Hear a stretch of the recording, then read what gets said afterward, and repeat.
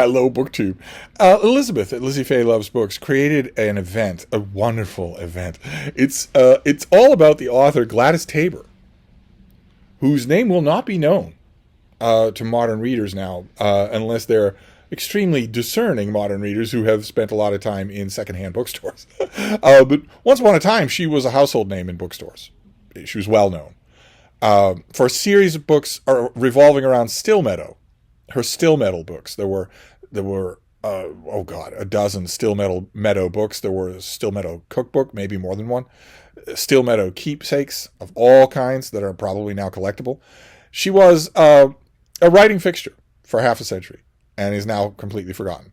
And it occurred to Lizzie Faye to create an event, a Gladys Tabor week, where we read Gladys Tabor in the week. And she had a whole bunch of co-hosts for this event. At the last minute, she thought, as she says, I'll leave a link to her announcement video. At the last minute, she thought, well, wait a minute.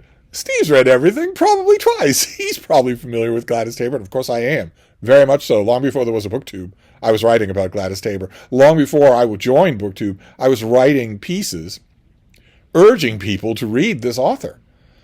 She is the quintessential, what I think of now, I think of all of my reading now in terms of BookTube, and BookTube has completely taken over my mind. And I think, when I think of her now, I think of her as a classic, quintessential Gina Stanier author. Gina Stanier has a sweet tooth for cozy authors that are like a warm blanket. Not for dumb escapism, but for necessary escapism. She has a sweet tooth for some of them and some others. And I don't know that she's ever read Gladys Tabor, but Gladys Tabor is the quintessential cozy escapist author. If you need a smart, sharp, kind, literary woman to just close the door to the rest of the world, go to Stillmeadow and hang out with her, you could scarcely choose better than Gladys Tabor. You could scarcely choose better than her, and there are a lot of books to choose from. They're not all that available. She's not in print at all, of course, amazingly.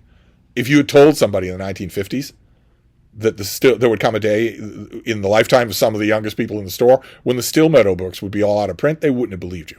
In a million years, they wouldn't have believed you. But it's true. I don't think there's any Gladys Tabor still in print. We're all of our co-hosts for Gladys Tabor Reading Week are supposed to do a video, but of course I want to do many videos. So I thought I would do a few Gladys Tabor videos this week. And I want to start with a book that she collected from columns that she wrote for Ladies' Home Journal, which she did forever and ever. She was a fixture there and popular. They got letters every week saying, I read the rest of the issue, but I live for this column, which is gold. Oh, it used to be gold in any periodical. Editors would watch for that kind. That meant someone was going out of their way to make sure they buy this issue. That also meant word of mouth. Because readers who find a columnist that they really like, back in the olden days of columnists in magazines, they wouldn't keep that to themselves. They would tell their friends. It could result in sales. It had to please Gladys Tabor's heart.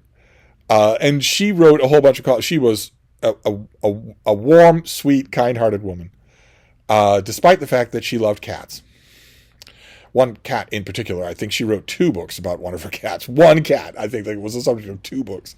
And maybe I'll need to reread one of those for Gladys Tabor Week for my sins. Maybe I will. But she also loved dogs. She loved all the wildlife at Stillmeadow. And one of her earliest books was a collection of dog-related columns that she wrote. And she called it Especially Spaniels, because she had a thing for Cocker Spaniels. Which might explain her affection for cats, since Cocker Spaniels are also congenitally insane. No offense to you Cocker Spaniels out there, but this is not just about Cocker Spaniels. There are pieces in this that are utterly wonderful about Cocker Spaniels. They've never had a better describer than her, including some restoration authors I could name that didn't do as good a job. And also,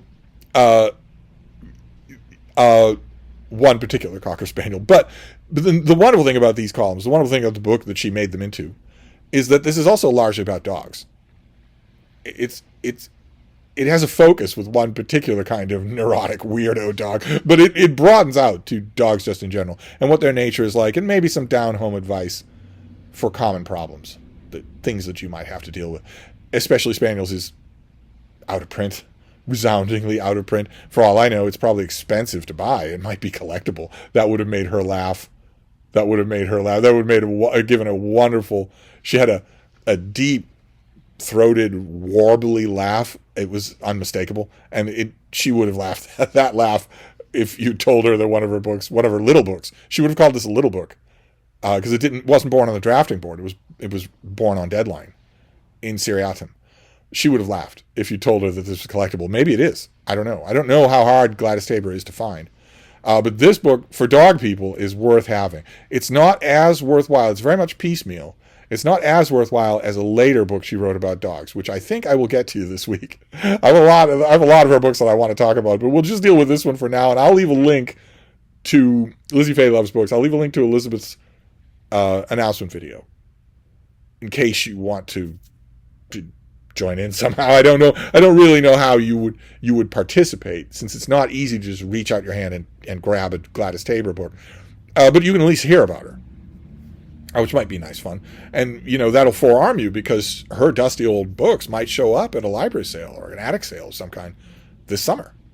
They do. No one cares about them anymore, so they do show up. So you might be able to snag one.